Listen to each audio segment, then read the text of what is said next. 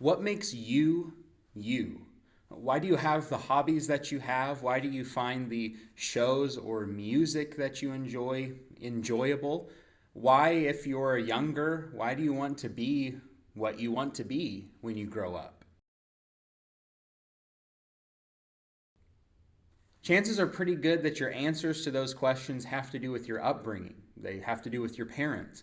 Maybe you like the sports team that you like because that's the sports team that's always on television. That's the only team that your father or your mother cares about. And so that's what they watch, and that's what you watch, and you've developed an enjoyment of them.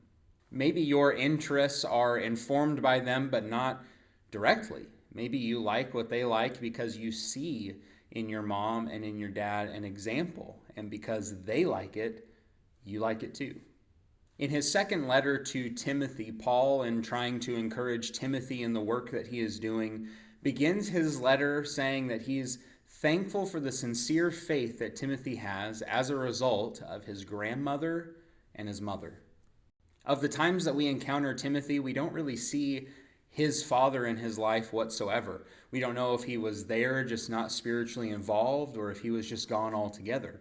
We do know that Paul calls himself a spiritual father to Timothy and is a father figure to him in that way.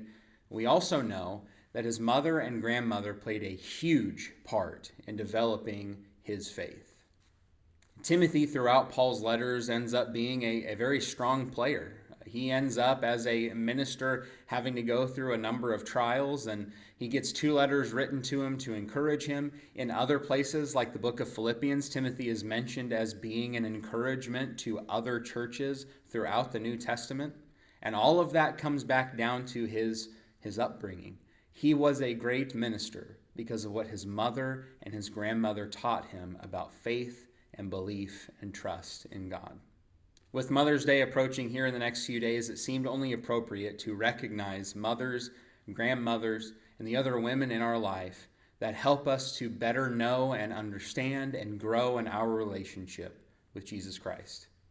To all the women out there involved in any way in helping other Christians grow or for helping other people come to a knowledge of Christ to begin with, those involved in helping shape and mold not just younger children, but those that are adults. Thank you for your example. Thank you for leading us to Christ and showing in your actions, in your words, what it means to be an image bearer of Jesus. Happy Mother's Day, and thank you for all that you do.